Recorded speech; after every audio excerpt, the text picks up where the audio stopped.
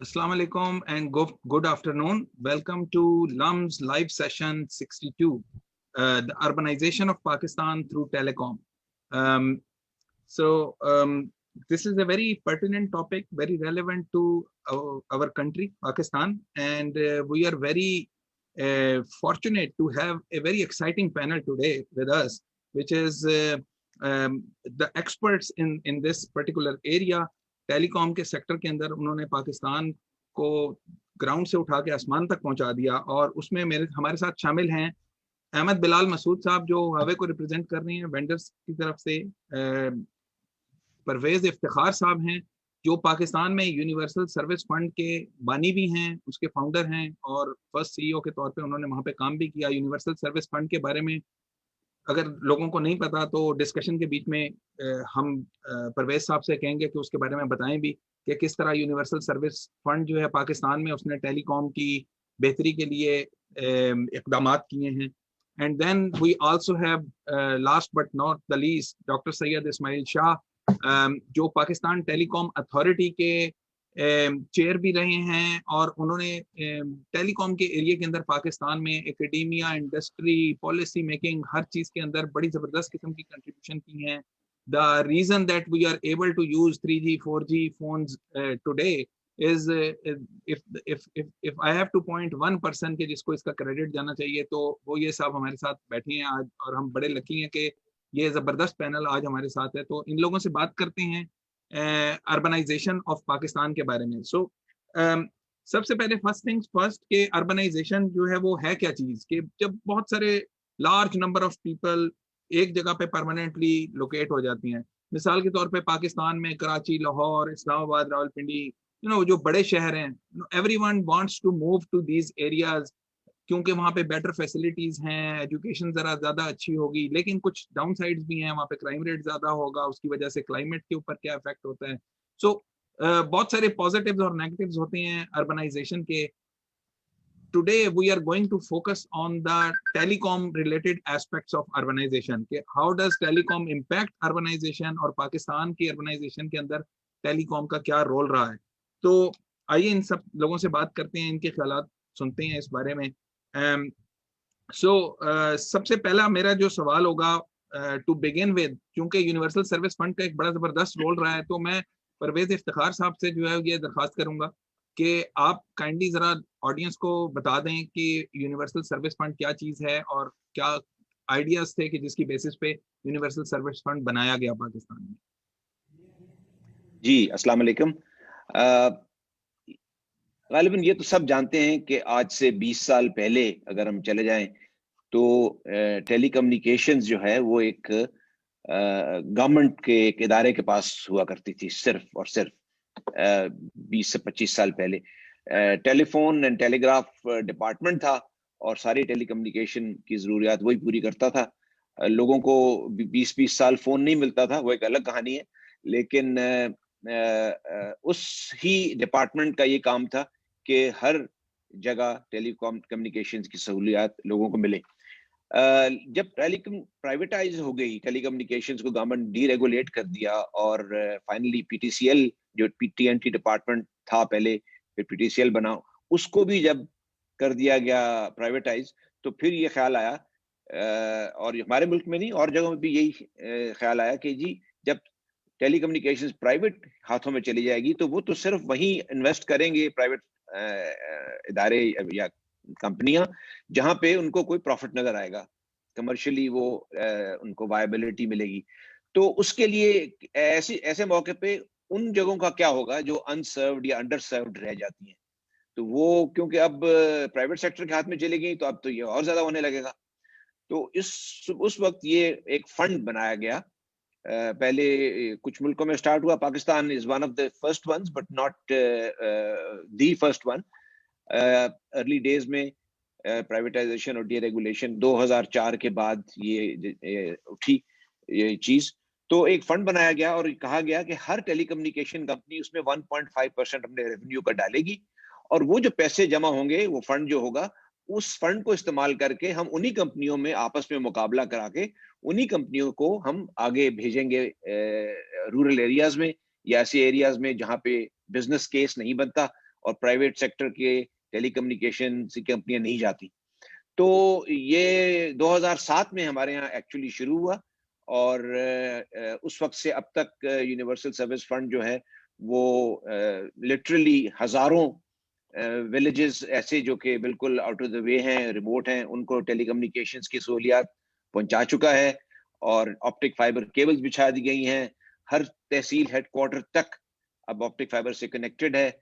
और ये फंड जो है ये इसमें कंट्रोवर्सीज भी आई, इसमें गवर्नमेंट ने कुछ पैसे लेके कहीं और भी इस्तेमाल कर लिए, एक गवर्नमेंट ने वगैरह वगैरह, वो सब चीजें अपनी जगह। लेकिन फिर भी यूएसएफ की कंट्रीब्यूशन इस लिहाज से बहुत है कि बहुत से अनसर्व्ड और अंडरसर्व्ड एरियाज जहां पे शायद ये टेलीकम्युनिकेशन कंपनियां प्राइवेट सेक्टर वाली शायद क्या यकीनन कभी ना जाती, वहां पे टेलीकम्युनिकेशंस की सहूलियात मुहैया हो गई। तो ये है इन ब्रीफ यूनिवर्सल सर्विस के बारे में।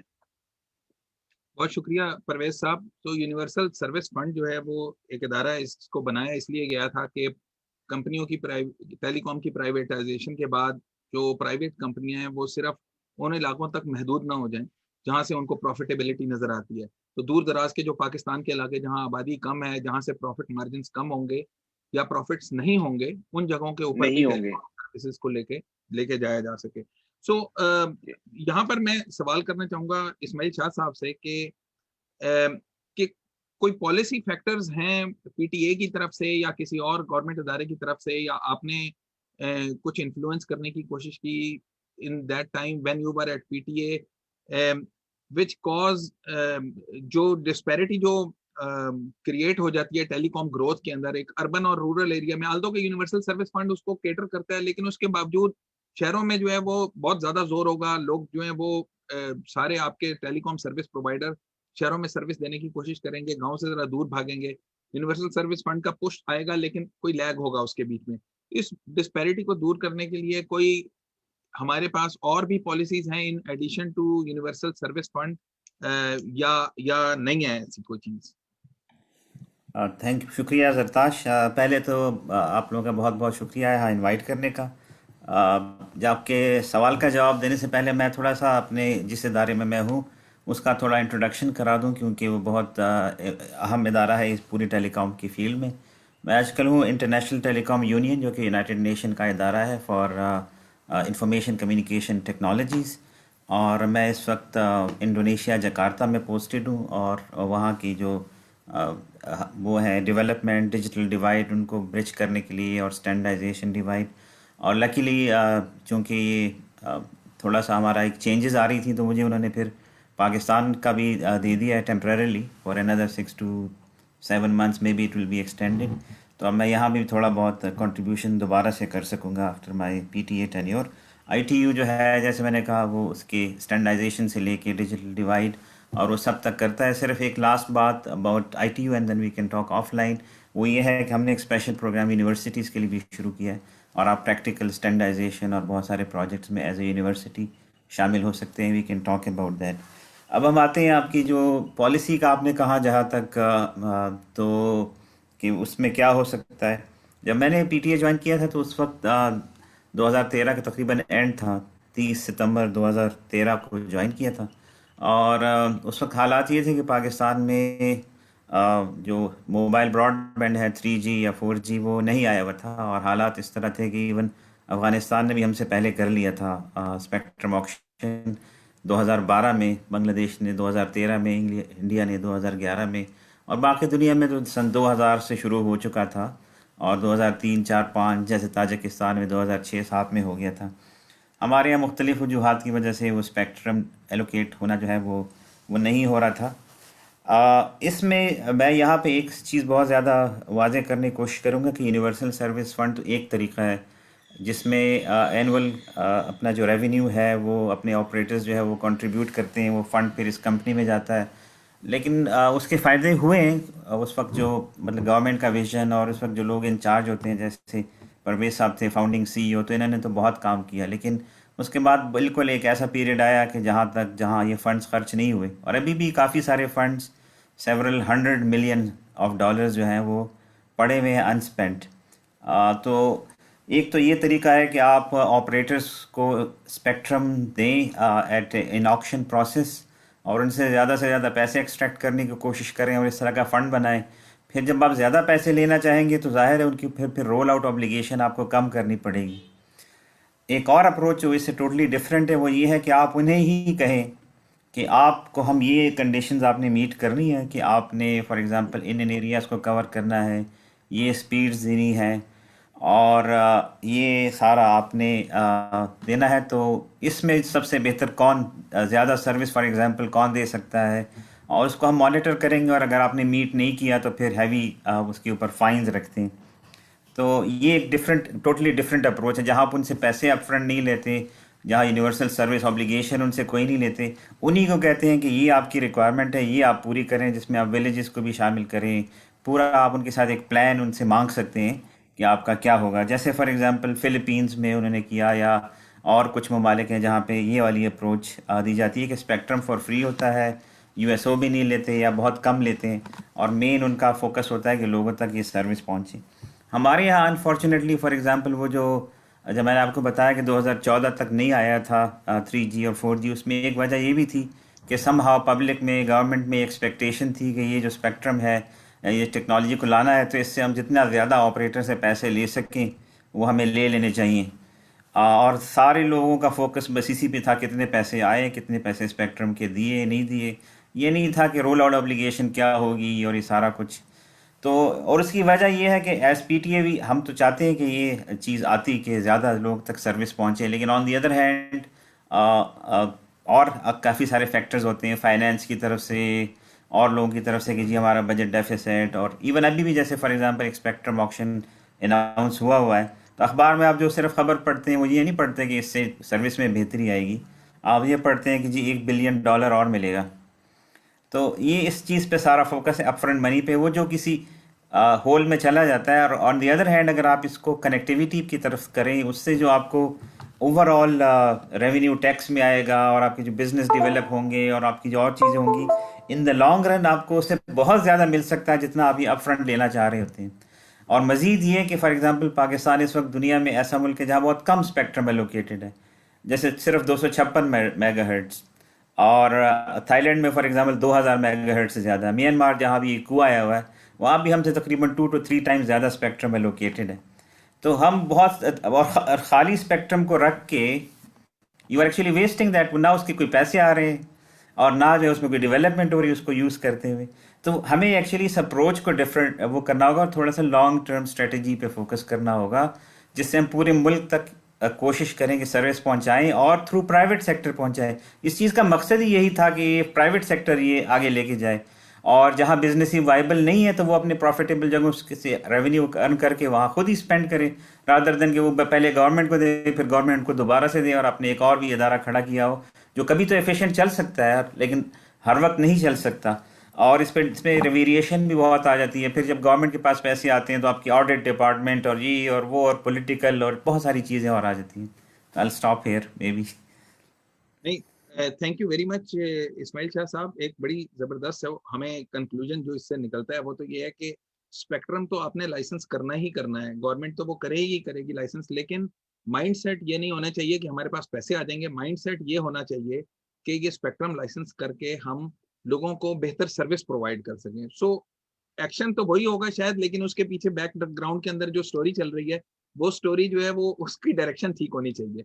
सो हम लाइसेंसिंग के ऊपर और उसका क्या इम्पैक्ट होता है अर्बन और रूरल के ऊपर, उसके ऊपर जरा दोबारा आएंगे वापस और आपसे फिर दोबारा सवाल करेंगे। अहमद बिलाल मसूद साहब से मैं रिक्वेस्ट करूंगा कि मुझे वेंडर के पॉइंट ऑफ व्यू से, उनके पर्सपेक्टिव से बताएं कि जब तक लाइसेंसिंग नहीं होती है और 3G 4G पाकिस्तान के अंदर जैसे पीटीए ने इकदाम किए उसके अंदर डिले हो गया था, Pakistan was very late in doing that.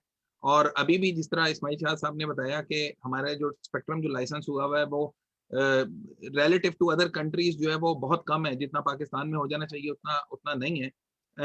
तो मुझे बताएं कि इक्विपमेंट वेंडर जो होते हैं उनके ऊपर किस तरह के प्रेशर्स होते हैं या नहीं। तो पाकिस्तान ऐसा कंट्री नहीं है कि जिसके अंदर लाइसेंसिंग नहीं भी होगी तो कोई प्रेशर नहीं होगा for a big company like Huawei या और बड़े टेलको वेंडर्स जो होंगे। Thank you very much, Zartash. Thanks for the invite.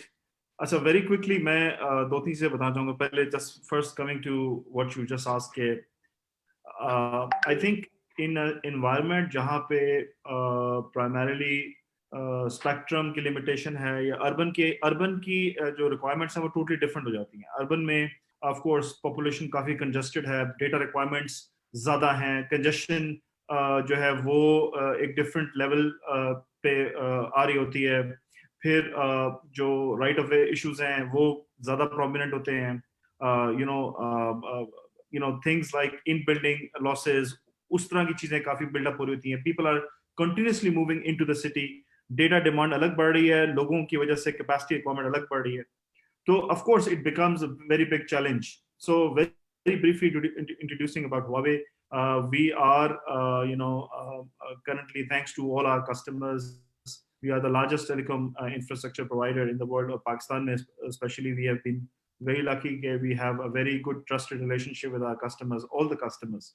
तो उसकी वजह से of course we adapt our solutions and our products accordingly कि उस डिमांड को cater कर सकें जो physical on ground situations हैं.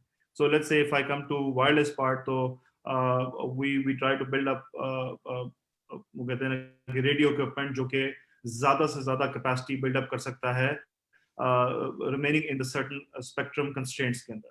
There's no doubt कि we need to have spectrum. There is no doubt about that. लेकिन ये है कि until or unless that comes your way, so there are different ways जहाँ पर हम using software, using technology, capacity उसको enhance करते हैं. Not only that, जिस तरह it will be very technical for some of the people, लेकिन ये है कि adding additional spectrum, whether it is 9 sector site. Normally जो site होती है वो 3 sector होती है. We can go even more than 9 sector. We have been doing this in the past as well, ताकि कि वो एक ही site से बहुत सी capacity को build up किया जाए. फिर जो we are continuously working with our clients in Pakistan, जहाँ पे हम देखते हैं कि किस तरीके से using the current constraints, जहाँ पर even right of way को भी कैसे overcome किया जा सकता है कुछ areas में. Of course everything has a cost. एक effective way है उसको करने का. अगर ये चीजें available होंगी, there is no doubt कि जी Pakistan we are at a very lagging stage, जहाँ पर हमारा जो स्पेक्ट्रम है वो बहुत से मुल्कों से कम है, जैसे इस्माइल शाह साहब ने जिक्र किया. और मैं ji I am a strong believer. When I was growing up, don't try to judge my age from this comment. When I was growing up, तो उस वक्त basically जो telecommunication, road, postal service, ये सारे महकमे जो थे ये कॉमर्स के डिवीजन के अंडर आते थे. और हमें मतलब बहुत शुरू में मुझे याद है कि पढ़ा जाता था कि यार जब ब्रिजेस बनते हैं, पोस्टल सर्विस एनेबल होगी, और जब कम्युनिकेशन होगा तो it will enable the markets, it will connect people, it will enable market.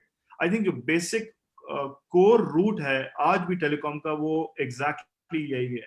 So to connect people, to connect और अब रिक्वायरमेंट बहुत डिफरेंट हो गई है. कुछ देर पहले just before joining, Ismail Shah sahab, he is my mentor as well, उन्होंने एक बड़ा इंटरेस्टिंग कमेंट दिया कि अर्बनाइजेशन का जो कॉन्सेप्ट है विद मॉडर्न डे टेलीकॉम उससे काफी डिस्टॉर्ट भी हो गया है. मतलब अभी you know if I'm sitting in a tier 2 city, if I have all the telecom requirements or telecom tools available with me, so I will be only physically I'm there, baki hai कि digitally I can be connected. So we're talking about digital identity, we're talking about digital connection, we're talking about digital education. So everything can be extended outward. It can release some of the pressure on urbanization. So the point which I want to highlight is कि अगर telecommunication को properly utilize किया जाए, policy structure को properly utilize किया जाए, तो जो pressure urbanization पे build up होता है उसको भी थोड़ा सा relief किया जा सकता है. ग्रेट. अहमद बिलाल साहब, एक छोटा सा फॉलो अप क्वेश्चन है इसके ऊपर, अगर आप ब्रीफली उसका भी जवाब दे दें. जो हमारी पहले डिस्कशन हुई, परवेज साहब ने भी बताया यूनिवर्सल सर्विस फंड का ये रोल था कि जो टेलीकॉम सर्विस प्रोवाइडर्स हैं प्राइवेट, उनको जो है महदूद ना कर दिया जाए शहरों तक जहां से उनको प्रॉफिटेबिलिटी ज्यादा होगी. उनको जो है आप उन जगहों पे भी लेकर जाएंगे पाकिस्तान के उन इलाकों में स्कर्दू और गिलगित बल्तिस्तान, बलोचिस्तान के दूर दराज के इलाकों में जहाँ पे पॉपुलेशन बड़ी कम है, प्रॉफिटेबिलिटी नहीं होती है, तो यूनिवर्सल सर्विस फंड का एक ये रोल था। अच्छा, वहां पे ऐसा लगता है कि जैसे इंसेंटिवाइजेशन जो होती है वो सर्विस प्रोवाइडर के पास तो ये होती है कि वो बड़े शहरों में महदूद रहे, ठीक है, और उस पर फिर ये एक्सटर्नल गवर्नमेंट की तरफ से यूएसएफ के थ्रू प्रेशर आ जाएगा। क्या वेंडर्स के ऊपर भी इस तरह का कोई इंसेंटिव होता है कि वो शहरों में ही सिर्फ जो है वो अपना इक्विपमेंट सेल करें और दूर दराज इलाकों में ना करें? आई अंडरस्टैंड कि जो सेल साइज होते हैं वो लाहौर कराची जैसे शहरों के अंदर बहुत छोटे होते हैं कंपेयर टू अगर आप रूरल एरियाज के अंदर चले जाएंगे जहाँ सेल साइज बड़े हो जाएंगे। तो क्या वेंडर के लिए भी कोई अट्रैक्शन होती है कि सर्विस जो अपना इक्विपमेंट जो बेचें वो शहरों में डिप्लॉयमेंट के लिए बेचें और रूरल एरियाज में डिप्लॉयमेंट के लिए ना बेचें? I think very thanks for this question, Zatash. First, I would like to highlight that luckily we are honored that I think 70-80% of the rural deployment जितनी हुई है वो Huawei was forefront के ऊपर थी रही है, और उसमें ऐसे इंटरेस्टिंग एरियाज रहे हैं कि जहाँ पर रोड्स नहीं थी. We have had examples जहाँ पर हमने साइट डिप्लॉय की, सोलर साइट्स डिप्लॉय की सम ऑफ आवर क्लाइंट्स की, तो वहां पर लोकल जो लोग कम्युनिटी थी उनके पास चार्जिंग के लिए फोन नहीं थे, how to charge the phones, तो साइट के साथ चार्जिंग पोर्ट्स भी इनेबल की गई कि लोग people can charge the phone and they can then start to use it, and it works, it really works. There are sites which are deployed जो कि ऑफ रोड, 4-5 घंटे ऑफ रोड जाके site के ऊपर पहुंचना पड़ता है जहां पर जाके. So of course there is a lot of challenges in deploying such sites. There are sites which are deployed in terrorism hit areas. There are sites which are deployed in very difficult terrain. There are sites which are deployed in a very far areas of Pakistan. So we had a lot of experiences, and Huawei itself हमने इससे ना सिर्फ काफी कुछ सीखा, बल्कि हमने इससे globally भी इस एक्सपीरियंस को यूज किया in other markets as well. So Pakistan has been a very good place for that, and really thanks for Parvez Saab and Ismail Shah Saab, all जितने भी leaders जिन्होंने USF को push किया. I think operator side पे I have seen they don't treat USF very. They also treat it based on values. So it's not के USF is going to create, of course उसको compare नहीं किया जाता urban areas के या tier 2 tier 3 areas के साथ, मतलब revenues और जो business है वो काफी different है, लेकिन it is done more on value perspective. Of course there is a commercial angle for us.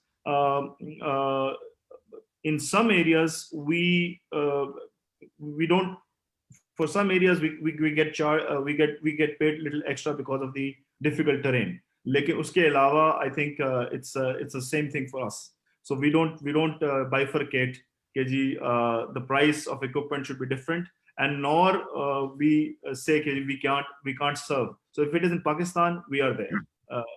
If it is in Pakistan, we are there. Thank you Ahmad Bilal साहब.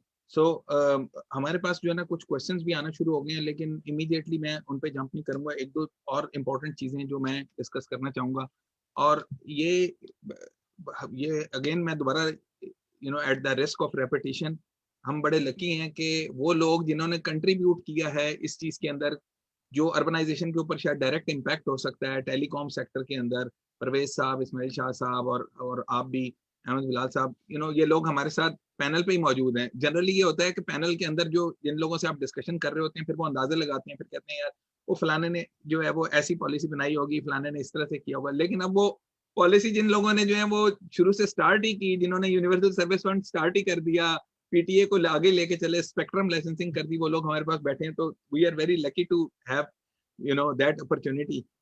मैं सवाल अपना अगला करूंगा परवेज इफ्तिखार साहब से कि आजकल आपको पता है कि नॉलेज इकोनॉमी की जो है वो बहुत ज़्यादा बात हो रही है. कंट्री के अंदर जो है everyone is moving towards knowledge economy, और उसके अंदर स्टार्टअप्स भी बहुत ज़्यादा आ रही हैं, ई कॉमर्स के अंदर बहुत ज़्यादा एक्टिविटी चल रही है, वेंचर फंडिंग जो है पाकिस्तान के अंदर बहुत ज़्यादा आनी शुरू हो गई है. तो मैं जानना चाहूँगा कि ये तो बड़ी ऑब्वियस सी बात है शायद कि टेलीकॉम इंफ्रास्ट्रक्चर जो हमारे पास है, ऑप्टिकल फाइबर्स हो, जिसमें मोबाइल ब्रॉडबैंड हो, ये इनके बगैर शायद कंप्लीट डिजिटलाइजेशन या transformation to the knowledge economy जो है वो कंट्री की, वो शायद पॉसिबल नहीं है। ये तो शायद बड़ी वेल नोन सा फैक्ट है। मुझे ये बताइएगा कि क्या पाकिस्तान जो है, वेयर डज पाकिस्तान स्टैंड? 10 में से आप कितने नंबर देना चाहेंगे पाकिस्तान को इंफ्रास्ट्रक्चर की अवेलेबिलिटी के लिहाज से, ऑप्टिकल फाइबर, मोबाइल ब्रॉडबैंड की उसके की अवेलेबिलिटी के लिहाज से, डिप्लॉयमेंट के लिहाज से? अगर आप अपने आंसर को बाइफरकेट कर दें अर्बन एरियाज और रूरल एरियाज के हवाले से, तो दैट वुड बी ग्रेट। जी, इंटरेस्टिंग क्वेश्चन है ये। फर्स्ट ऑफ ऑल, अगर आप ये देखें कि सिग्नल्स या डेटा की ट्रांसमिशन के लिए, क्योंकि डेटा की जब ट्रांसमिशन होती है, इंटरनेट चलता है, जब ये सब चीजें बाकी पॉसिबल होती हैं, चाहे वो ई कॉमर्स हो, चाहे वो किसी भी किस्म की नई टेक्नोलॉजी हो, तो इंटरनेट जब चलता है तभी पॉसिबिलिटी होती है उनके काम आने की। अब इंटरनेट चलाने के लिए there are two basic fundamental media जिसपे वो इंटरनेट चलता है। एक ऑप्टिक फाइबर केबल्स है in case of wired communications, और स्पेक्ट्रम है in case of wireless communications. Now fibre optics जो है उसके लिए आप इस तरह समझ लें कि एक हम मेजर ले लेते हैं फॉर एग्जांपल कि कितने टावर जो हैं, मोबाइल टावर, वो फाइबर ऑप्टिक्स से कनेक्टेड है। यू सी, एक तरफ तो वो हवा में स्पेक्ट्रम के जरिए आप तक पहुंच रहे होते हैं, आपके हैंडल डिवाइस तक पहुंच रहे होते हैं, स्मार्टफोन तक, लेकिन पीछे उनका कनेक्टिविटी जो है कोर के साथ, कोर जो उनका पार्ट है नेटवर्क का, उसके साथ फाइबर पे होती है या माइक्रोवेव रेडियो पे होती है। तो क्योंकि डेटा की रिक्वायरमेंट बढ़ती जा रही है और माइक्रोवेव रेडियो उसके लिए कम साबित हो रहा है बहुत सी जगहों पे, तो ज्यादा से ज्यादा फाइबर ऑप्टिक्स की कनेक्टिविटी हो तो नेटवर्क ठीक चलता है, वरना नहीं चलता ठीक। अब थाईलैंड में 90% टावर्स जो हैं वो कनेक्टेड हैं ऑप्टिक फाइबर से। मलेशिया में 60% टावर्स जो हैं वो ऑप्टिक फाइबर से कनेक्टेड है। इंडिया में there are two different figures quoted different जगहों पे, मैंने पढ़ा है 27 to 30% towers are connected with optic fibres. Pakistan में वी हैव अबाउट 7 to 8%। तो इससे अंदाजा लगाएं कि ऑप्टिक फाइबर्स की हमारे यहाँ बहुत ही ज्यादा कमी है। एक हो गया। अब स्पेक्ट्रम में चले जाएं तो ऑलरेडी डॉक्टर शाह साहब पहले बता चुके हैं कि स्पेक्ट्रम में हम दुनिया में जो सबसे कम जहां पे स्पेक्ट्रम रिलीज हुआ है उसमें उनमें आते हैं। तो दोनों तरफ से हमें जो है वो बॉटलनेक्स हैं इस वक्त। तो चाहे वो रूरल हो चाहे अर्बन हो, वो तो बात की बात है, हमें यानी ओवरऑल टेलीकम्युनिकेशंस में बहुत ही यानी ये इम्पेडिमेंट्स हैं। अच्छा, अब रूरल और अर्बन की तरफ आ जाते हैं। हम मुल्क को 3 हिस्सों में तकसीम कर सकते हैं। एक तो बड़े शहर हैं, कोई दर्जन के करीब, जो टीयर 1 सिटीज कहलाती हैं। एक है छोटे शहर, टीयर 2 या टीयर 3 सिटीज इन बिटवीन, और एक है जो कि रूरल एरियाज है। रूरल एरियाज में यूनिवर्सल सर्विस फंड अपनी कोशिश कर रहा है। मुल्क में 6400 यूनियन काउंसिल्स हैं अप्रोक्सीमेटली, तो वो कोशिश कर रहा है। एक यूनियन काउंसिल जो है उसमें तकरीबन 5 गांव होते हैं।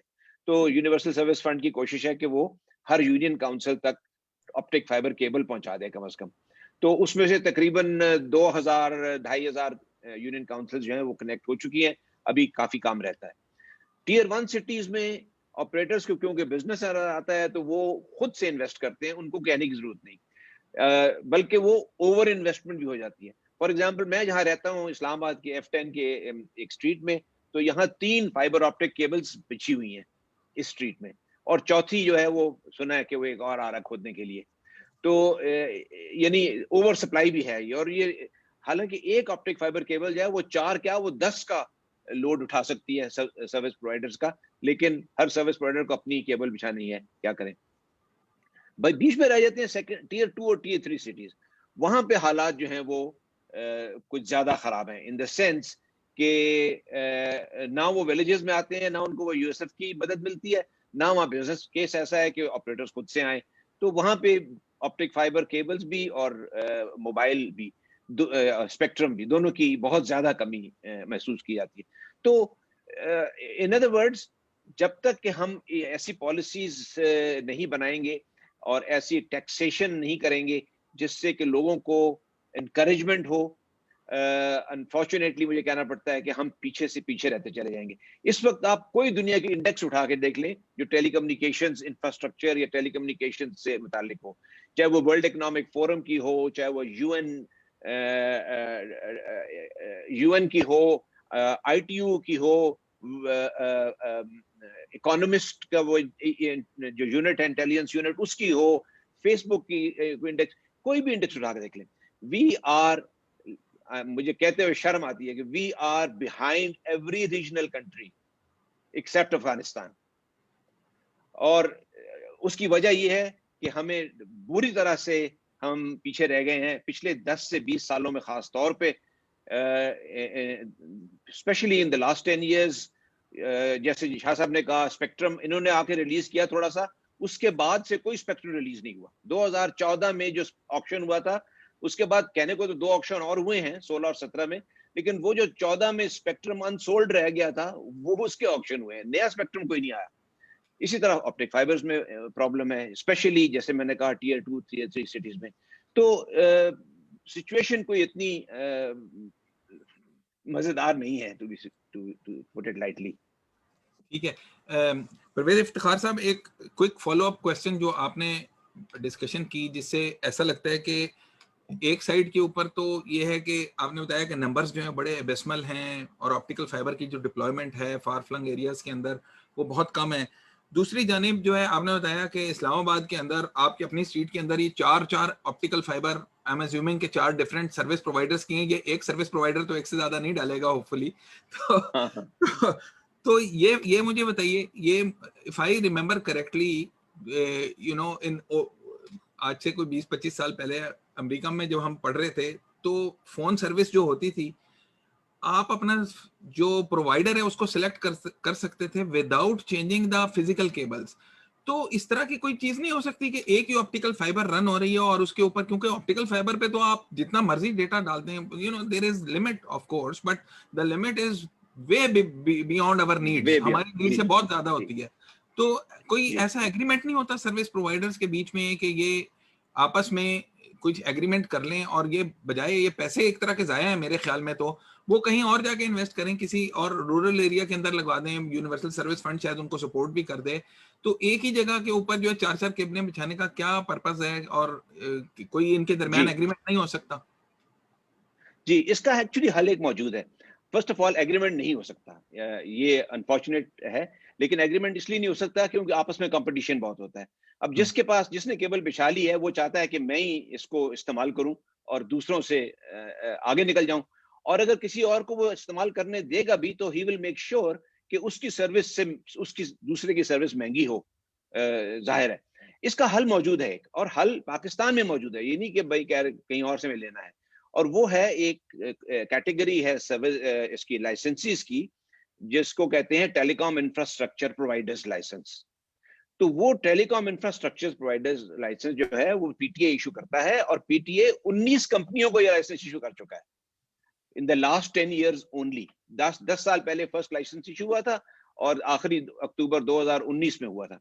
तो टेलीकॉम इंफ्रास्ट्रक्चर प्रोवाइडर जो है वो ये काम करता है, वो सिर्फ केबल बिछाता है या टावर खड़ा करता है, वो सर्विस नहीं प्रोवाइड करता। वो फिर इनवाइट करता है सर्विस प्रोवाइडर्स को कि वो मेरा टावर यूज करो या मेरी केबल यूज करो, जैसे भी है, और उनसे मामूली, यानी मामूली नहीं, जो भी उसका वो रेंट होता है वो लेता है, और उस रेंट से वो जो सर्विस प्रोवाइडर है उसको इन्वेस्टमेंट नहीं करनी पड़ती, उसका भी फायदा है, और बहुत सी इन्वेस्टमेंट जो जाया होती है वो भी नहीं होती। तो और ऐसी जगहों पे फाइबर केबल भी पहुंच जाता है जहां पे अदरवाइज ना पहुंच सकता।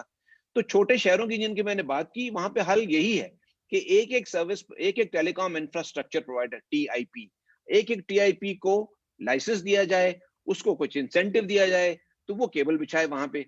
जब वो केबल बिछाएगा तो फिर सर्विस प्रोवाइडर खुद ही आ जाएंगे। और वो क्यों आएंगे? वो तो आएंगे ही क्योंकि उन्हें मिसाल टावर कनेक्ट करने हैं, और अगर गवर्नमेंट ये भी कह दे कि हाँ मैंने स्कूल कनेक्ट करने हैं या मैंने हॉस्पिटल्स कनेक्ट करने हैं, तो उनको रेडीमेड कस्टमर्स वहां मिल जाएंगे सर, और इन्वेस्टमेंट जीरो होगी बिकॉज केबल ऑलरेडी बिछी होगी. तो this is actually the solution to the problem that we are having. We have to somehow promote the telecom infrastructure providers model.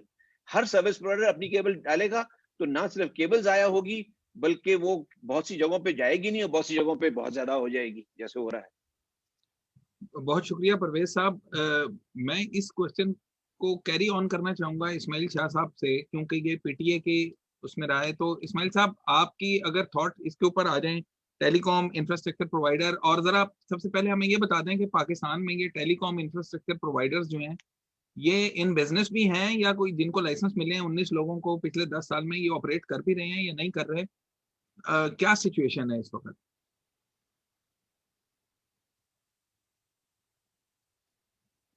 Ismail साहब, आप जो है इस वक्त म्यूट पर हैं. सॉरी. जी जी हाँ, जी एग्जैक्टली तो मुझे नहीं पता कि 19 में से कितने हैं, लेकिन डेफिनेटली देर आर, वो कर रहे हैं काम. उसमें दो किस्म के हैं. एक तो जो टावर प्रोवाइड कर रहे हैं और जो शेयरिंग के लिए, और दूसरे ये फाइबर ऑप्टिक बिछाने का. मैं बल्कि परवेज साहब की बात को आगे और बढ़ाऊंगा इस सेंस में कि ये इसको एक और लेवल के ऊपर लेके जाएं हम. फॉर एग्जांपल, आपने देखा होगा कि इन्होंने तो सिर्फ, हमने तो अभी सिर्फ बात कर रहे हैं ना टेलीकॉम इंफ्रास्ट्रक्चर की. अभी आप ये देखते हैं कि एक का लेट्स से एक नया सेक्टर इवन इस्लामाबाद या लाहौर में खुलता है, या नई सोसाइटी, वो एक दफ़ा खोते हैं तो एक चीज़ बिछाते हैं, दूसरी दफ़ा खोते हैं तो कोई और चीज़, तीसरी दफ़ा कोई और चीज़. इसका एक प्रॉपर मैकेनिज़्म हो कि एक ही दफ़ा सारा इंफ्रास्ट्रक्चर जो है, जो जिसके लिए खुदाई की ज़रूरत है वो बिछाएं, और उसी में ही फॉर एग्जांपल टेलीकॉम इंफ्रास्ट्रक्चर के लिए आपके डक्ट्स हों जिसके अंदर से वो फाइबर ऑप्टिक आप गुजार सकें, वो भी रोड के साइडों पे लगी हुई, और हर घर तक उसकी कनेक्टिविटी पॉसिबल हो. ये पहली डिज़ाइन प्रोसेस में शामिल हो, और ये सारी चीज़ एक GIS मैप पे फॉर एग्जांपल अवेलेबल है कि कौन सी चीज़ कहाँ से गुजर रही है, ताकि बाद में आप उसको तोड़ें भी ना. तो ये तो इसको इस हद तक भी आई थिंक जो हम नई चीज़ें बना रहे हैं, इसी तरह जो और नई हाईवेज बन रही हैं, स्ट्रीट्स बन रही हैं, रोड्स बन रही हैं, उसी के साथ साथ एक डक्ट टेलीकॉम के लिए भी हम कह रहे हैं, और भी अगर आपका इंफ्रास्ट्रक्चर फॉर एग्जांपल इलेक्ट्रिसिटी और उसका है तो वो भी साथ हो. इसी को हम एक्चुअली एक पॉलिसी कहलाती है डिग वंस पॉलिसी, और कि इस तरह आपकी जो फाइबर ऑप्टिक की कनेक्टिविटी वो भी बहुत आसान होगी, क्योंकि अगर डक्ट बिछी हुई है और जगह for after a certain distance एक मैन होल है जिसमें से आप उसको गुजार लें, पास कर लें, तो आपको दोबारा से खोदने की भी ज़रूरत नहीं है. और ये अगर गवर्नमेंट या सोसाइटी खुद बना ले, और अगर बाकी सर्विस प्रोवाइडर्स को शौक़ है अपना फाइबर बिछाने का, तो उनसे आप रेंट ले लें. ये भी एक पॉसिबिलिटी है, ताकि अगर आपके पास थोड़ी बहुत रिडंडेंसी भी हो कि अगर एक आपके फाइबर ऑप्टिक में कोई फॉल्ट आ जाता है तो आपकी एक और अवेलेबल है जिससे आप सर्विस ले सकते हैं. जैसे अमेरिका में, जैसे आपने कहा, वो पहले से ही कनेक्टेड होता है, वहाँ आपने उसको स्विच ऑन करना होता है, और वहाँ पे आपने लॉन्ग डिस्टेंस कंपनी के जरिए, लोकल तो आपकी एक ही होती है, आपने होता है कि मैंने इस कंपनी से सर्विस लेनी है, इंटरनेट सर्विस प्रोवाइडर से, या उससे लेनी है या उससे लेनी है.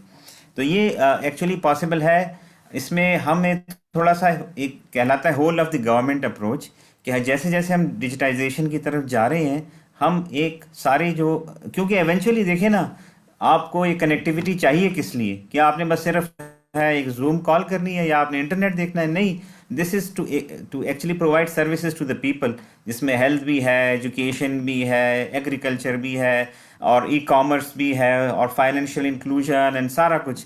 अभी फॉर एग्जांपल आप भी आपने थोड़ा बहुत ही देखा होगा, जैसे मैं देख रहा हूँ इंटरनेट बैंकिंग में, तो कितनी आसानी हो जाती है. मेरा वो बिल आया, मैंने ऑनलाइन पे कर दिया, ना जाने की ज़रूरत बैंक में कि ये करो वो करो. तो actually this is now A requirement in every area के एजुकेशन. आपकी खुद लम्स में फॉर एग्जांपल क्लासेस जो है ऑनलाइन हो रही हैं, लोग घरों में बैठ के पढ़ सकते हैं, लेकिन अगर कनेक्टेड ही नहीं है तो कैसे पढ़ सकते हैं? तो ये इसको इस तरह देखें कि एक ये ऐसी चीज़ है जो इन सब चीज़ों को हेल्प करेगी. तो उसमें हर एक अलग-अलग जो है वो उसकी पॉलिसीज और वो ना बनाए, बल्कि सारे मिल के एक बनाएं कि इस चीज़ को प्रमोट किया जाए, चाहे वो कॉमर्स हो, एग्रीकल्चर हो, एजुकेशन हो, फाइनेंशियल इंक्लूजन हो. और फाइनेंशियल इंक्लूजन की अगर हम बात करें तो आपकी जो करंट बैंक्स हैं वो तो सपोर्ट कर ही नहीं सकते. अगर सारे पाकिस्तानी या लेट से आधे पाकिस्तानी भी कहें हमें बैंक अकाउंट खोलना है, वो नहीं खोलने देंगे आपको. एक दफ़ा मैं बैंक गया, वो उन्होंने कहा कि आपको जब तक आप जो है 2 लाख पैनी जमा कराएंगे हम नहीं खोलेंगे अकाउंट. तो हर एक तो कैसे कोई खोल सकता है? ये ब्रिक एंड मॉर्टर वाले नहीं सपोर्ट कर सकते. आपको जाना ही होगा ये ब्रांचलेस बैंकिंग और इन सब चीज़ों पे. तो कहने का मतलब ये कि आप इसको एज ए होल सर्विस के तौर पे देखें, दैट्स नंबर वन। और अगेन इस इंफ्रास्ट्रक्चर को एसेंशियल इंफ्रास्ट्रक्चर समझें। एक मूव ये भी चलिए कि इसको हमें एज ए बेसिक कनेक्टिविटी को बेसिक ह्यूमन राइट समझें। लेकिन एट द सेम टाइम हमारे यहाँ थोड़ा सा और है भी कुछ फैक्टर कि फॉर एग्जांपल कनेक्टिविटी को हम ये समझते हैं कि दिस इज़ ओनली के जो यंग लोग हैं वो इसको गेम्स के यूज़ करना शुरू करेंगे, या ऐसे सोशल मीडिया के मसाइल बढ़ेंगे, या इससे और जो है चीज़ें फेक न्यूज़ फैलेंगी। वो होंगी, उसके कंट्रोल के अपने तरीके हैं, उसकी अपनी। फॉर एग्जांपल जैसे मैंने कहा, इंटरनेट अब सिर्फ टेक्निकल लोगों का काम नहीं रहा, इसमें सोशियोलॉजिस्ट हैं, साइकोलॉजिस्ट भी आएंगे, और उन सारों के साथ मिल के इस चीज़ को हमने हैंडल करना होगा। लेकिन इसको रोक नहीं सकते हम कि उसकी वजह से हम कहेंगे नहीं हम इंटरनेट ही नहीं आने देंगे। और वो जो बिगर पिक्चर है, फॉर एग्जांपल जैसे मैंने शुरू में बताया, मैंने तो सिर्फ स्पेक्ट्रम की बात की, लेकिन जैसे परवेज साहब ने कहा ये तो सिर्फ लास्ट माइल है, वो भी पार्शियल लास्ट माइल, वो भी आप फाइबर बेस्ड कर सकते हैं। लेकिन अगेन इसको आप इस तरह समझें कि दिस इज राइट ऑफ वे जो आप पे करते हैं ना, या अगर गवर्नमेंट इसको कम कर दे या ख़त्म कर दे तो आसान हो जाएगा। इसी तरह ज़मीन पे भी जब आपको तार बिछानी होती है तो जिस जिस जगह से गुजर रही होती है सारे कहते हैं हमें पैसे दो, उस ऑपरेटर से कहते हैं। तो वो उसकी कॉस्ट जो है फॉर एग्जांपल पर किलोमीटर पर मीटर कॉस्ट इतनी बढ़ जाती है कि जैसे परवेज साहब ने कहा कि 6 to 7% हमारे टावर्स ही, इवन जो टावर्स जो हमारे मोबाइल कंपनीज के हैं वो सिर्फ इतने से कनेक्टेड है। क्यों है? क्योंकि कॉस्ट इतनी ज़्यादा है उसको ले करने की, और उसमें सबसे ज़्यादा कॉस्ट जो है वो राइट ऑफ वे की है कि जिसकी प्रॉपर्टी से गुजर रहा है वो कहता है पैसे दो। तो इन सब चीज़ों के ऊपर बाय द वे अच्छी चीज़ भी हमें कहनी चाहिए। अभी करंट गवर्नमेंट में हमारे जो है राइट ऑफ वे की पॉलिसी आ गई है, अब उसमें यह है कि उसका एक एक्शन प्लान भी उसको इम्प्लीमेंट भी किया जाए। इसी तरह एक स्पेक्ट्रम रोड मैप भी आ गया है। Now the thing is how to implement it. खाली एक प्लान कहीं पड़ा होने से तो नहीं हो सकता ना। लेकिन जो गुड थिंग है वो ये कि ये दोनों चीज़ों को रियलाइज़ किया है गवर्नमेंट ने, और जो टास्क फोर्स है जिसमें परवेज साहब भी मेंबर हैं, इन लोगों ने बहुत काम करके इन दोनों चीज़ों को जो इसेंशियल है वो करवा दिया। Basic principle is there. अब ये कि उस पर अमल दरामद शुरू हो जाए, जो सारे मुल्क के इदारे हैं उस पर अमल करें, जैसे कंटोनमेंट बोर्ड्स हैं, प्राइवेट सिटीजन हैं, उनको जब पॉलिसी दिखाए वो कहें हाँ जी ठीक है, this is government policy, we agree to this. बहुत शुक्रिया इस्माइल साहब। I would just like to add one thing, Ratash. जी अहमद साहब, Yes. जी अहमद साहब please. So, just adding to what Shah Sahab mentioned, and the good thing is कि पाकिस्तान में अब realization even infrastructure level पे हो गई है।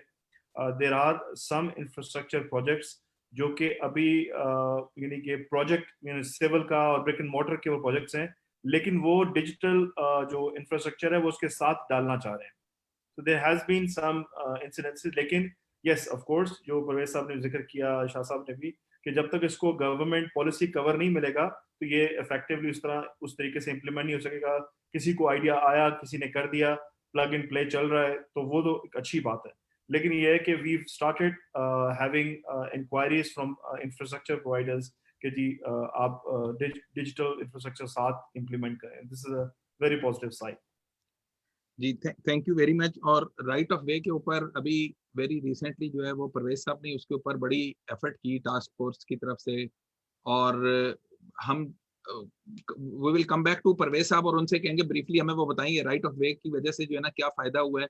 और I would like to get into ये अर्बन और रूरल वाली चीज के अंदर ना, कि अर्बनाइजेशन जो है वो एज वी अंडरस्टैंड कि अर्बनाइजेशन में you know if a lot of population moves towards mega cities की तरफ मूव करती है, जिसकी वजह से कुछ फायदे होते हैं, यू नो एजुकेशन तक एक्सेस, हेल्थ केयर तक एक्सेस, अच्छी हेल्थ केयर तक एक्सेस, वो चीजें बढ़ जाती हैं। लेकिन वहां पे बहुत डाउन साइड्स भी होती हैं। So too much urbanisation is perhaps not that great. We do know that there are several countries जो अच्छे भी समझे जाते हैं in terms of quality of life. Singapore हो गया, कतर हो गया, यू नो जहाँ पे 100% अर्बनाइजेशन है, there is no you know rural area per se, you know in इस तरह के कंट्रीज में even Japan is largely urbanized। तो इन कंट्रीज के अंदर जो है वो क्वालिटी ऑफ लाइफ के ऊपर कोई बहुत बड़ा क्वेश्चन मार्क नहीं है किसी का भी, एंड पीपल एक्सेप्ट के यार हाँ यहाँ पे बहुत सारी अर्बनाइजेशन के साथ भी अच्छी चीजें की जा सकती हैं। But in A spread out country like Pakistan, जो बहुत बड़ा सारा एरिया है जिसके अंदर आप ये नहीं कर सकते कि आप हर एक को जो है वो लाहौर, कराची, इस्लामाबाद में शिफ्ट कर देंगे। एट द सेम टाइम वो वुड लाइक के हम जो रूरल एरियाज हैं वहां पर भी वही फैसिलिटीज, एजुकेशन की, हेल्थ केयर की, सारी चीजें उस तरह से आ जाएं। And perhaps telecom is going to play a very significant role in doing that. You know remote health care जो है वो अब लोगों ने उसकी तरफ भी जाना शुरू कर दिया है। So what I would like to touch upon is the congestion. एक तो ट्रैफिक की कंजेशन होती है, हमें पता है कि टू मच अर्बनाइजेशन से ट्रैफिक की कंजेशन हो जाती है. I want to focus on telecom congestion, कि वो भी हमें पता है कि टेलीकॉम कंजेशन के ऊपर भी इश्यूज आते हैं. कॉल आपने मिलाई है और आपको पता चला है कि आपके पास चैनल ही अवेलेबल नहीं है, या किसी वजह से पुअर क्वालिटी ऑफ सर्विस आ रही है ब्रॉडबैंड की. तो मैं परवेज साहब से और अहमद बिलाल, आप दोनों से जो है ना, ये पहले अहमद बिलाल साहब, अगर आप मुझे वेंडर के पॉइंट ऑफ व्यू से बता दें कि मेगा सिटीज के अंदर जहां पर कैपिटा जो है कॉल्स की जो है नंबर ऑफ कॉल्स भी बहुत ज्यादा होंगी, पर यूनिट एरिया जो है नंबर ऑफ कॉल्स ओरिजिनेटेड भी बहुत ज्यादा होंगी, वेंडर कम्युनिटी इसको एड्रेस करने के लिए क्या करती है, इस कंजेशन को एड्रेस करने के लिए? तो ट्रैफिक कंजेशन को हम छोड़ देते हैं, हम सिर्फ टेलीकॉम कंजेशन की बात करते हैं. So I have one positive news. I think you must be already knowing this. पहले हम बात करते हैं ट्रेंड की. तो जनरली जो ट्रेंड है globally voice channel, as I understand कि जो आप बात कर रहे हैं कि वॉइस चैनल बेस्ड जो ट्रैफिक होती थी, जिसको हम प्लेन 2G ट्रैफिक कहते थे, कि जो वॉइस ट्रैफिक थी, तो वो ट्रैफिक विद पैसिव टाइम जो ट्रेंड कर रही है, it is going down and everything is shifting towards the IP side, which doesn't mean कि जो वॉइस एज सच डिक्रीज कर रही है. वॉइस इज देयर, ठीक है, लेकिन ये है कि वॉइस चैनल बेस्ड जो ट्रैफिक है वो डिक्रीज कर रही है. This is the reason why बहुत से मुल्कों के अंदर जो 2G ट्रैफिक है, जो 2G कस्टमर बेस है, वो सनसेट की तरफ जा रहा है. It's declining very very sharply. And जिस तरीके से टेक्नोलॉजी चल रही है 3G and 4G and now 5G, तो इसके साथ even there is a very sharp curve of migration of customers from 3G to 4G. So ये एक बड़ा लिविंग ब्रीदिंग एनिमल है, जो कि जिसमें वी कैन सी के एक डिक्लाइनिंग ट्रेंड है 2G का, और 4G का जो है अपवर्ड ट्रेंड है.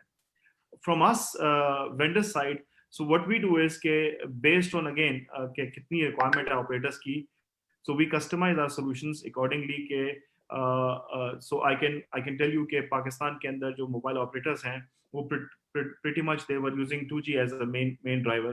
और जैसे जैसे उनकी जब ट्रैफिक शिफ्ट करती रही है 3G और 4G के ऊपर, तो इक्विपमेंट भी मॉडिफाई होता रहा है. और जो स्पेक्ट्रम है उसको भी हम एक टर्म यूज करते हैं, रीफार्मिंग.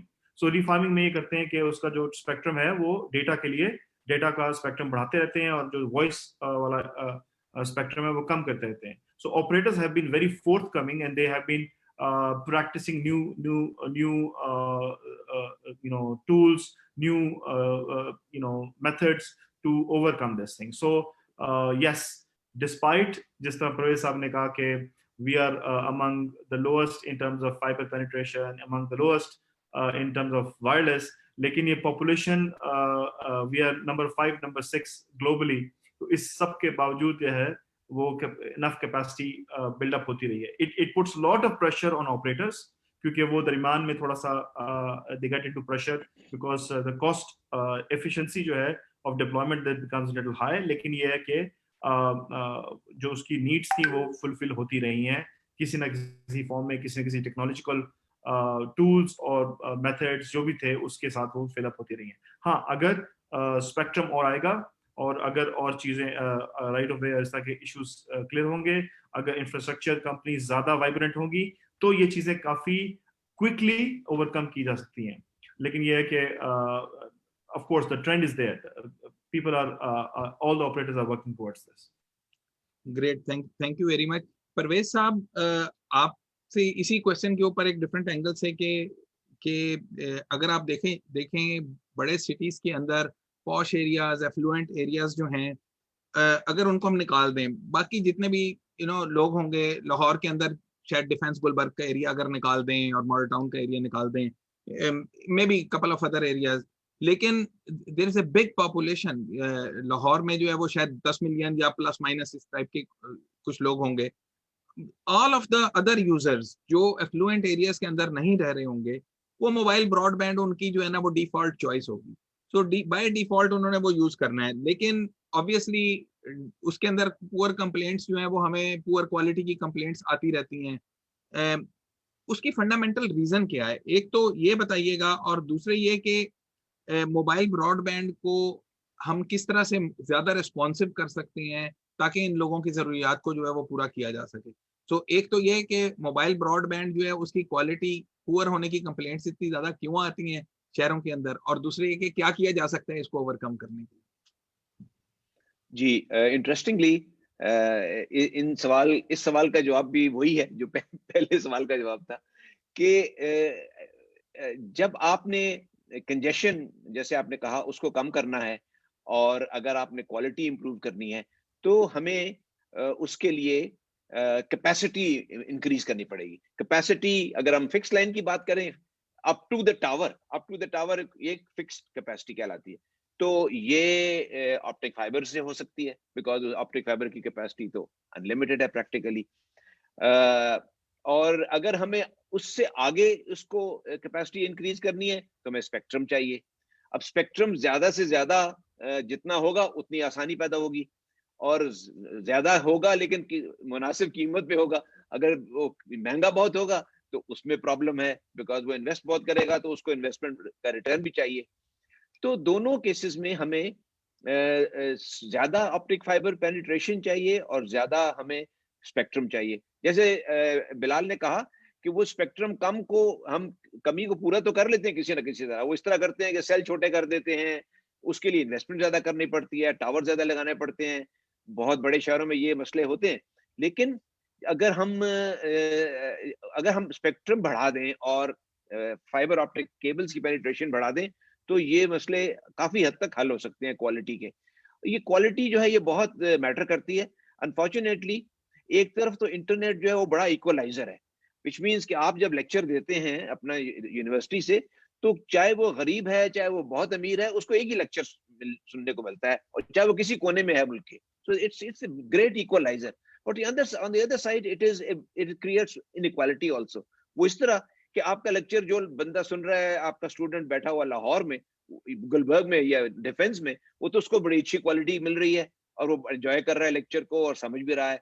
अगर कोई लाड़काना में या और कोई छोटा शहर ले रहे हैं, शिकारपुर में या कहीं या बन्नू में एक स्टूडेंट है आपका, जहां की इंटरनेट की क्वालिटी अच्छी नहीं है because of these two limitations, तो वो एट ए डिसएडवांटेज है।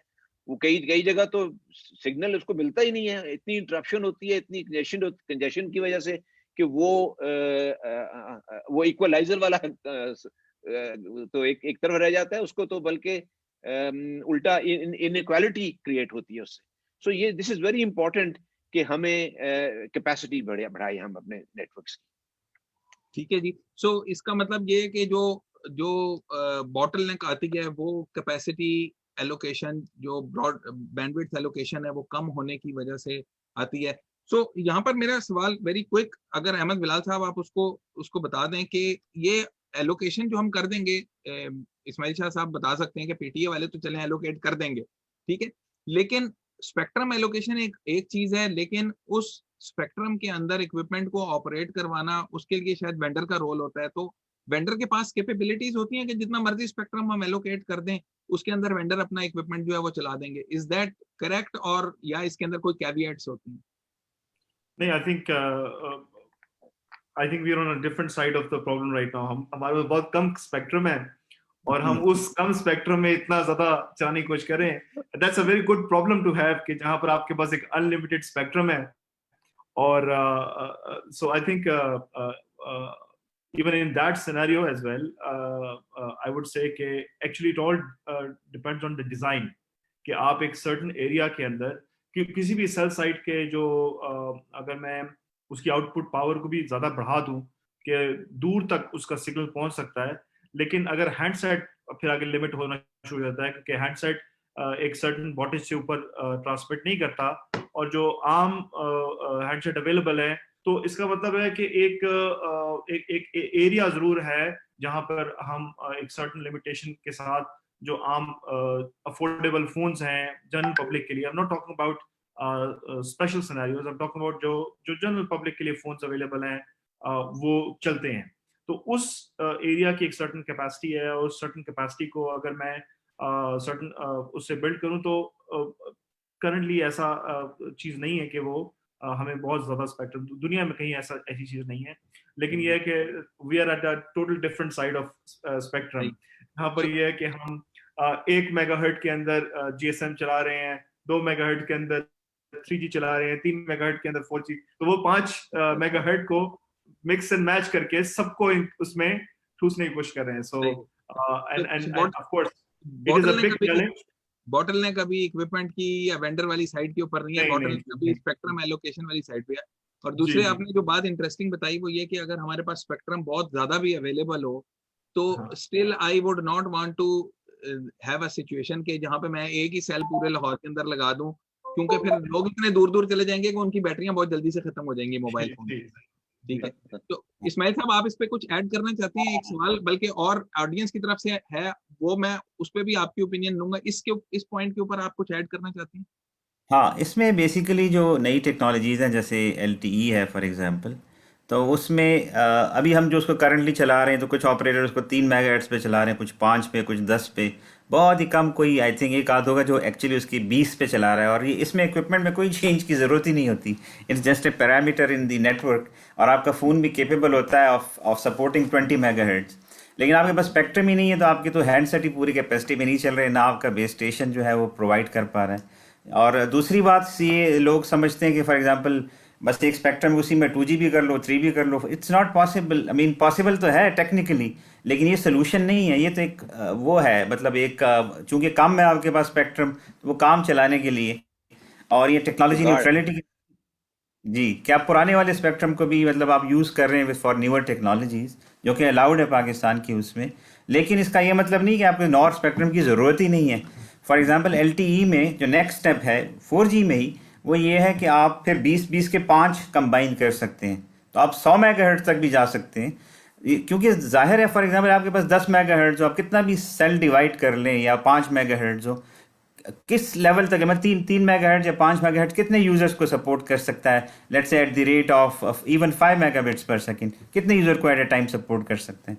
तो you need to increase the spectrum. वो तो एक बात। दूसरी बात यह है कि वायरलेस टेक्नोलॉजीज़ की अपनी लिमिटेशंस होती हैं। फॉर एग्जांपल जब आप घर के अंदर आ जाते हैं, वो दीवार से उसके अंदर से सिग्नल का गुजर के आना बड़ा मुश्किल होता है। अगर आप बेसमेंट में चले जाए तो और भी नहीं आएगा। तो दीज आर एक्चुअली मोबाइल, इसीलिए इसको कहते हैं कि these actually are mainly for you to help कि आप बाहर आउटडोर्स में इस पे इंटरनेट एक्सेस कर सकें, मुख्तलिफ ऐप्स कर सकें। For real serious work you need fix connectivity, fibre की कनेक्टिविटी चाहिए आपको, उसके बगैर नहीं होगा। और अभी एक क्वेश्चन आया था कि जी वो स्टार लिंक के जरिए आप अपने सारे BTS को कर लें, आपको फाइबर ऑप्टिक की ज़रूरत ही नहीं है। उसकी भी कैपेसिटी तकरीबन let's say 50 megabits per second, 100 megabits per second, और उस एक सेल पे आप लगाएं तो कितने यूज़र को आप सपोर्ट कर पाएंगे? Eight 10 megabits per second 10 users को एट ए टाइम। चलिए आप वो उसकी ट्रंकिंग और ये वो डाल लें तो 30 तक पहुंच जाएंगी, but that's not the objective. तो इसलिए हमेशा अगर आपने सही मतलब वो करना है, प्रोवाइड करना है to each and every one, तो फाइबर इज़ एसेंशियल। उसके लिए राइट ऑफ वे की पॉलिसीज़, उसके लिए डिग वंस पॉलिसीज़, और आगे का स्पेक्ट्रम। तो ये जब आप दोनों चीज़ें करेंगे तो मिक्स एंड मैच से चीज़ें आगे चलेंगी। लोग फॉर एग्जांपल एक और भी कहते हैं कि जी हमें 5G की ज़रूरत नहीं है, इस G की ज़रूरत नहीं है, अभी तो हम यहाँ बैठे हैं, हमारे यहाँ तो टांगा भी चलता है। ये तो सारी चलती रहेंगी, हमारे यहाँ पीने का पानी साफ़ नहीं है। तो एक्चुअली आप साथ साथ प्रोग्रेस करेंगे तो वही जो चीज़ें हैं they will help in all these other things also. कि वो आप टांगों का भी फॉर एग्जांपल ऊबर बना लेना जस्ट फॉर फन, तो वो भी तो हो सकता है। मतलब आपके नए नए आइडियाज उससे आते रहेंगे। आपका फॉलो अप क्वेश्चन क्या था? सॉरी। बहुत शुक्रिया। नहीं, फॉलो अप मेरा जो क्वेश्चन था वो ये ऑडियंस ने पूछा था, उस्मान हारून साहब ने, वो आपने पार्शली तो जवाब दे दिया है। उसके अंदर मैं एक चीज और ऐड करवाना चाहूंगा आपसे, आपकी थॉट सुनना चाहूंगा। उनका यही आइडिया था, वो ये कह रहे थे कि स्टारलिंक टाइप की जो चीज है हम क्यों नहीं वो यूज कर लेते। जो आपने जवाब दिया वो सही है कि कैपेसिटी के पॉइंट ऑफ व्यू से, लेकिन अगर मैं बहुत ही दूर दराज के बिल्कुल ही रिमोट रूरल टाइप के एरियाज को देखूं जहाँ पे शायद बैंडविड्थ की रिक्वायरमेंट बहुत ज्यादा नहीं होगी, क्या वहां पे does it make sense to have a Starlink dish type of a network rather than laying an optical fibre जो 500 किलोमीटर मुझे ऑप्टिकल फाइबर बिछानी पड़ जाएगी? कैसे बैलेंस किया जाएगा इसको? जाहिर है उस जगहों के लिए this is one of the good solutions. Starlink basically जो सोल्यूशन दे रहा है वो है आपके लो अर्थ ऑर्बिट सैटेलाइट्स, ठीक है ना। आपके पास जियो स्टेशनरी तो ऑलरेडी मौजूद है, वीसैट के through you can actually get that service. तो उसमें डिले बहुत होता है, वो रियल टाइम सर्विसेज उससे मिलती नहीं है। दीज आर लियो, और वो भी लॉन्च किए जा रहे हैं और पूरे उसको कवर करने के लिए। अभी शायद आई डोंट नो कि पाकिस्तान की कवरेज में आया है या नहीं आया है, but that's a very good option अगर इवेंचुअली हो जाता है और वो हमारी रेगुलेटरी रिक्वायरमेंट को जो यहाँ की है कि फॉर एग्जांपल का ग्राउंड स्टेशन यहाँ पे हो, तो वो अगर हो जाता है तो that is a very very good solution for Pakistan. क्योंकि वो अगर आप फॉर एग्जांपल एक इंडिविजुअल यूज़र कहीं पे है और उसकी इवन 50 मेगाबिट्स पर सेकंड मिल रहा है, तो at least for the next 2-3 years तो ये काफ़ी है ना। अभी तो आपके 10 भी नहीं मिलता या 5 भी नहीं मिलता, 2 भी नहीं मिलता, आप तो बल्कि किलोबिट्स पे चलते हैं।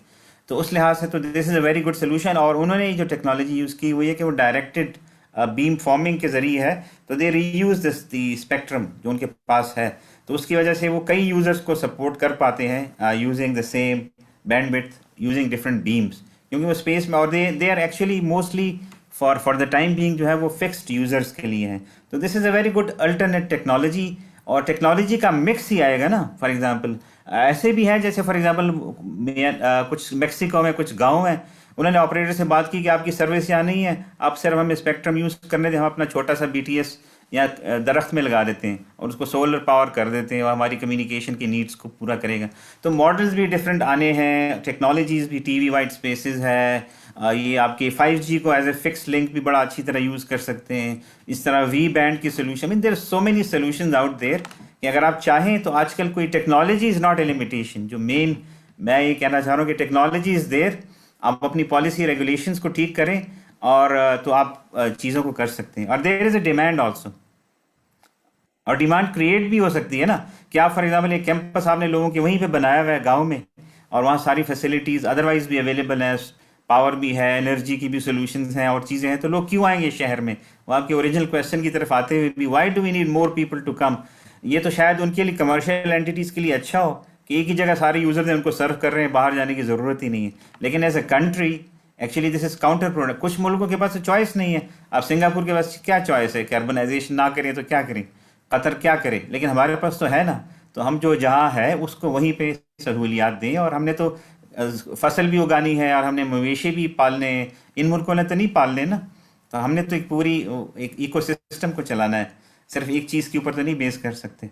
बिल्कुल सही है, बिल्कुल सही है। पाकिस्तान में इतनी ज्यादा रूरल आपके पास एग्रीकल्चरल कंट्री है, इतनी एग्रीकल्चरल लैंड आपके पास अवेलेबल है, उसको छोड़ छोड़ के अगर किसान सारे जो है वो लाहौर, इस्लामाबाद, कराची शिफ्ट हो जाएंगे तो फिर जो है वो खाने पीने के मसले पड़ने शुरू हो जाएंगे, गंदुम आपके पास कम हो जाएगी।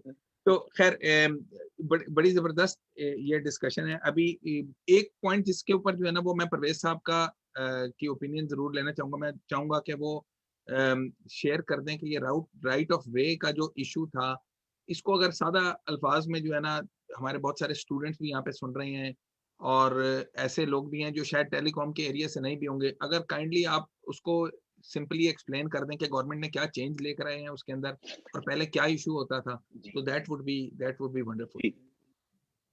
जी, राइट ऑफ वे वो परमिशन है जो कि आपको चाहिए होती है अगर आप कहीं पे मिसाल के तौर पे केबल डाल रहे हैं, चाहे वो 5 फुट जमीन के अंदर दबा रहे हैं आप, या चाहे वो पोल टू पोल हवा में एरियल केबल लगा रहे हैं, या कहीं पे टावर खड़ा कर रहे हैं, तो आपको उस एरिया का जो भी ओनर है उससे इजाजत चाहिए।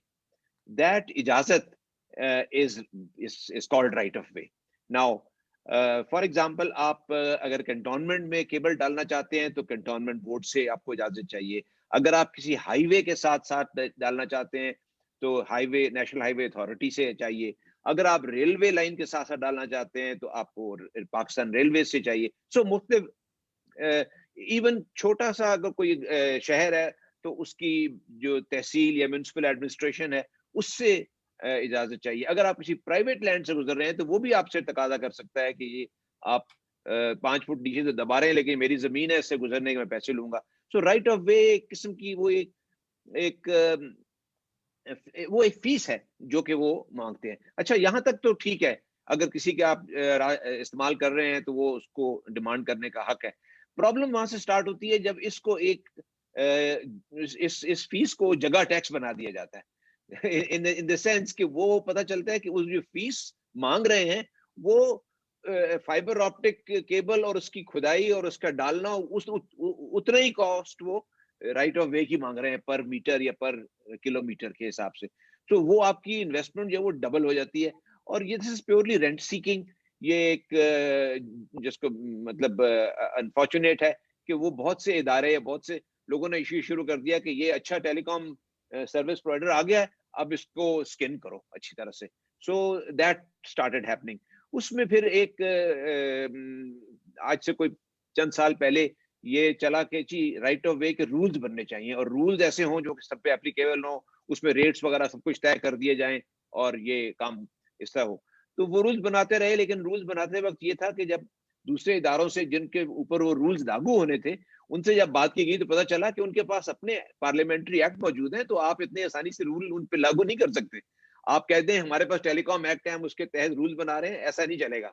सो जब टास्क फोर्स बनी तो हमने भी कोशिश की पहले तो उन रूल्स को आगे चलाने की। जब हमने रियलाइज किया कि ये काम तो इससे नहीं होगा, तो फिर हमने एक और रास्ता निकाला, वो ये कि इसका एक पॉलिसी डायरेक्टिव बनाया जाए जो कि कैबिनेट से, फेडरल कैबिनेट से अप्रूव करवाया जाए और उसमें प्रिंसिपल्स तय किए जाए। प्रिंसिपल क्या है? मिसाल के तौर पे कि राइट ऑफ वे फीस जो है वो कॉस्ट बेस्ड होगी।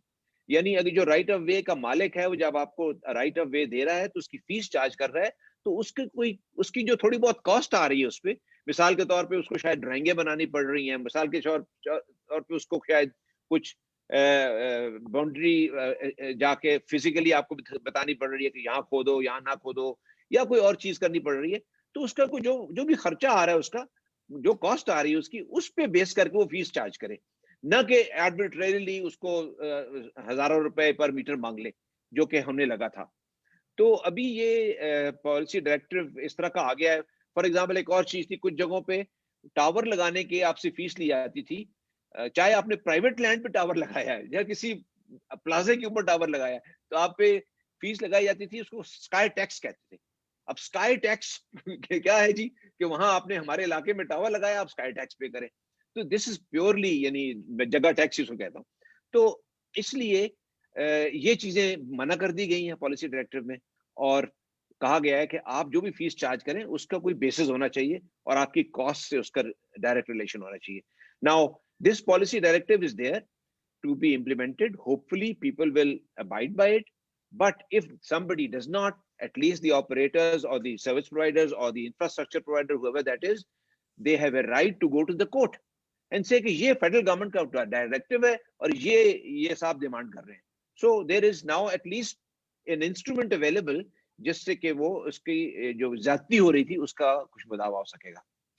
ठीक है, That is the right of way issue. Thank you very much Parvez साहब, बड़ा जबरदस्त आपने इसको एक्सप्लेन किया और जगह टैक्स उसको कह के उसके साफ पता चल गया कि इसका क्या मतलब है।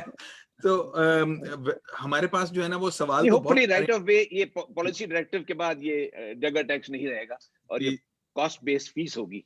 जी बिल्कुल सही है। तो क्वेश्चंस तो हमारे पास जो है ना वो और बहुत सारे हैं, डिस्कशन भी बहुत लंबी हो सकती है, लेकिन मुझे लगता है कि अभी हमने 5G के बारे में कोई बात ही नहीं की है, तो 5G के लिए तो शायद एक अलग से पूरा सेशन करना पड़ेगा, वो हम इंशाल्लाह जो है वो किसी और वक्त करेंगे। लेकिन मैं इस पर्टिकुलर जो आज का टॉपिक था उसके ऊपर पार्टिंग थॉट्स जो है वो जो तीनों हमारे पैनलिस्ट हैं उनसे मैं लेना चाहूंगा कि जो अर्बनाइजेशन वाला इशू है या नॉन इशू है, मे बी पाकिस्तान को अगर देखें तो अबाउट 37% ऑफ पाकिस्तानी पॉपुलेशन रफली जो है ना वो urbanized according to that definition के 2500 से ज्यादा लोग वहां पे रहते हो, तो 37% of the population of Pakistan is urban. So this is not too far off from other countries in the region. India के for example जो है वो 46% जो है वो urban population है। Similarly जो rate of migration है जो urbanization का, वो भी पाकिस्तान में कोई बहुत ज्यादा ऐसा extraordinarily high नहीं है, 2.5% के करीब है compare to India's 4.5 which is very high, one of the highest जो इंडिया के अंदर है। सो पाकिस्तान में जो है वो तकरीबन 2.5% के करीब है। सो एक चीज हमें समझ आती है कि ओवर अर्बनाइजेशन जो है ना is probably not good from N environmental perspective, from social cultural perspective, और बहुत बहुत सारे फैक्टर्स हैं, इकोनॉमिक परस्पेक्टिव। ठीक है, जॉब्स तो लोगों को यहाँ पे मिल जाएंगी, लेकिन वो लोग क्या करेंगे कंट्री के अंदर जिन्होंने एग्रीकल्चर से जो है अपनी रोजी रोटी निकालनी थी, अगर वो सबके सब जो है वो आके कहीं इदारों में, टेलीकॉम के इदारे में या और जगहों पे कंपनीज के अंदर जॉब करना शुरू हो जाएंगे, तो वो एग्रीकल्चर वाली चीज कोई नहीं संभालेगा। सो ओवर अर्बनाइजेशन को हमने शायद अवॉइड करना है। गवर्नमेंट क्या कर सकती है from A telecom stand point कि इस ओवर अर्बनाइजेशन को हम अवॉइड कर लें, और क्या टेलीकॉम इटसेल्फ एक फैक्टर है in moving the people from urban areas to the from rural areas to the urban areas?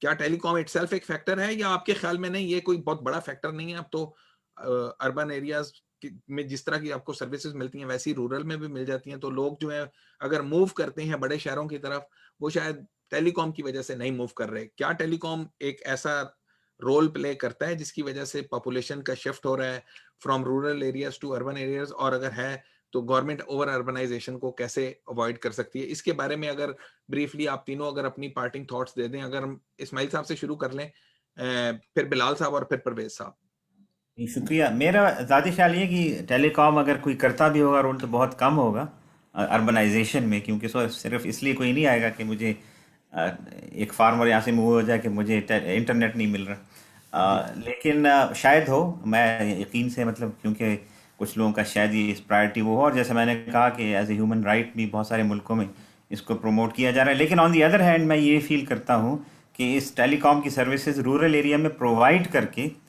अगर सेम क्वालिटी नहीं तो एटलीस्ट कंपेरेबल क्वालिटी, अगर हम एक जामे प्लान पे काम करें तो वो अगर हम प्रोवाइड करना शुरू कर दें तो हम इस मूव को कम कर सकते हैं। हम अपनी सिटीज़ के ऊपर प्रेशर को कम कर सकते हैं, और सिटीज़ को भी, फॉर एग्जांपल वो जो स्मार्ट सस्टेनेबल सिटीज़ का मॉडल है, जो सिर्फ ये नहीं कि आप इलेक्ट्रॉनिक गैजेट्स इस्तेमाल करें, बल्कि उसमें और भी बहुत सारी हैं। ग्रीन हाउस गैस एमिशन को आपने कम करना है, ओपन एरियाज़ को बढ़ाना है, और ये सारी चीज़ों पे उस तरफ हम जाएं कि सिटीज़ भी स्मार्ट हों। और बल्कि हमने एक और भी कॉन्सेप्ट पे अभी काम कर रहे हैं, बल्कि हाँ अच्छा हुआ ये मेरे जहन में आ गया। हुआवे एक पार्टनर है हमारा पाकिस्तान में, हम मिलके इसको देख रहे हैं एक स्मार्ट विलेज का, कि हम इसको यहाँ इम्प्लीमेंट करें with the government of Pakistan, USO, कि लोग गांव में ही वही सर्विसेज उनको मिल रही हों या जो शहर में मिल रही हैं। और आफ्टर दिस पेंडेमिक से जो हमारी लर्निंग हुई है कि हमारे बहुत सारों ने, हमने देखा कि ऑनलाइन में बहुत सारे काम हो सकते हैं, इवन आपका पूरा ऑफिस चल सकता है। और गवर्नमेंट की एटलीस्ट फेडरल लेवल पे काफ़ी सारी मिनिस्ट्रीज़ में ई ऑफिस भी इम्प्लीमेंट हुआ हुआ है। और इसको अगर हम मज़ीद और आगे बढ़ाएं, पूरी ई गवर्नमेंट की तरफ जाएं, तो हम लोगों को इनक्रेज करें कि वो वर्क फ्रॉम होम करें।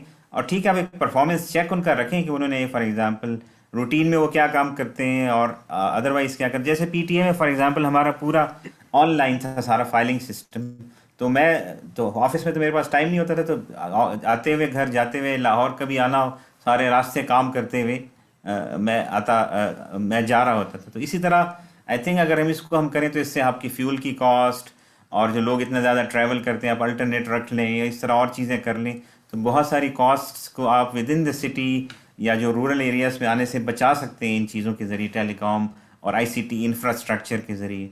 और इसको हम ज़िंदगी का एक नॉर्मल वो कर लें कि ये भी एक तरीका है काम करने का, एजुकेशन का, हेल्थ का और चीज़ों का। तो टेलीकॉम हेल्प कर सकता है आपकी अर्बनाइजेशन को कम करने में, और at the same time village life को बेहतर बनाने की तरफ। तो अगर ये दोनों एस्पेक्ट, एग्रीकल्चर प्रोडक्टिविटी बढ़े, वहाँ क्वालिटी ऑफ लाइफ बेहतर हो, वहाँ आपके रेफरल सिस्टम से हॉस्पिटल अच्छा हो और चीज़ें हो, तो फिर लोग क्यों मूव करें टू द सिटी? वहाँ दो दो एक एक बेडरूम के अपार्टमेंट में 10 लोग क्यों रहें, जबकि वहाँ अच्छे भले उसमें रह सकते हैं। एक्सीलेंट, बड़ा जबरदस्त आपने माशाल्लाह रैप अप किया इस्माइल शाह साहब। अहमद बिलाल साहब, आपकी पार्टिंग सर, थॉट्स। शाह साहब के कहने के बाद I don't have any further I can add I don't have anything to add further to what Shah साहब mentioned, but just two things, 2 cents from my side. एक है कि जो टेलीकम्युनिकेशन है, I believe कि urban environment के अंदर it solves different sets of issues. So it will solve helping government, helping businesses to achieve the scale, क्योंकि वहाँ पर everything has gone congested.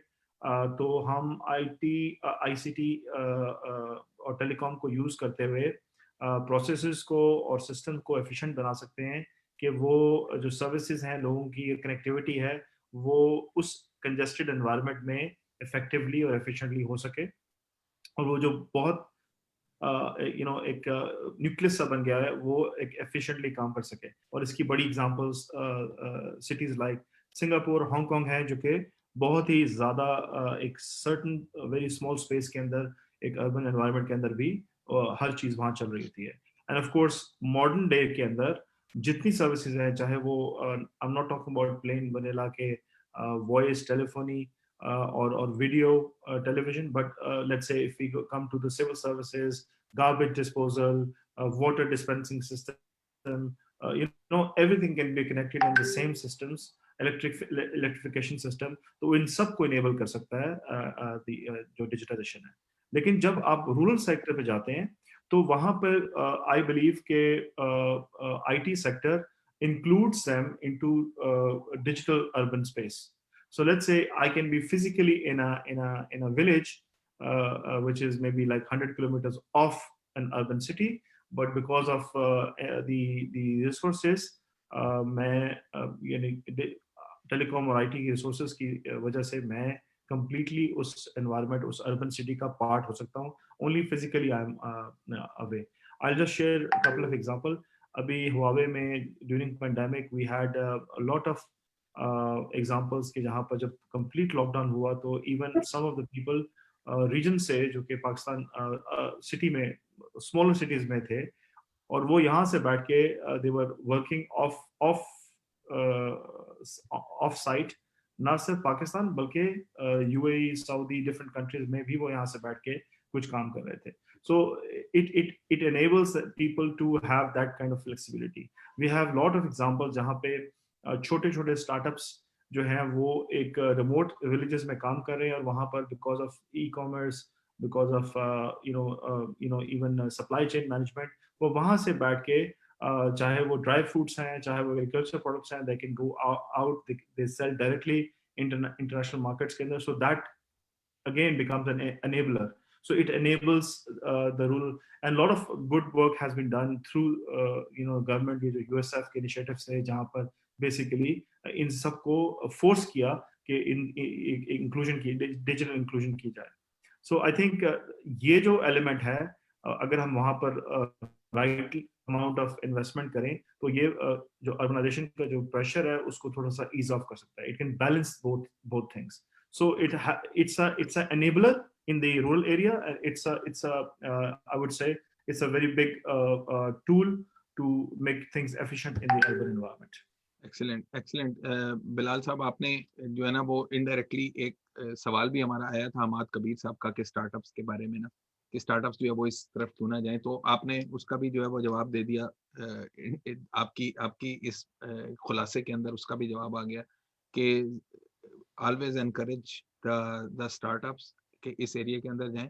Not necessarily कि वो यही सोचें कि हमने Huawei से compete करना है या Nokia से compete करना है, but also there is a bunch of other things that you can do to provide services on top of telecom infrastructure. Telecom infrastructure is necessary to provide any of the e-commerce services. आपने अगर grocery order करनी है, या आपने Uber या Careem बुलानी है, उसको बुलाने के लिए you have to have the telecom infrastructure.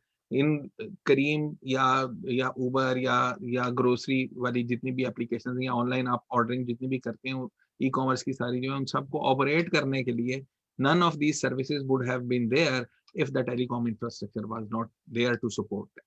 तो थैंक यू वेरी मच. ये बहुत काफी आपने जो है ना ये एड्रेस कर दिया कि स्टार्टअप्स का जो है ना वो बड़ा नैरो और लिमिटेड वो फोकस नहीं होना चाहिए, वो एक ब्रॉडर किस्म का फोकस होना चाहिए. परवेज साहब, आपसे पार्टिंग थॉट्स अगर ले लें इसके बारे में कि अर्बनाइजेशन टेलीकॉम आपस में रिलेशनशिप का.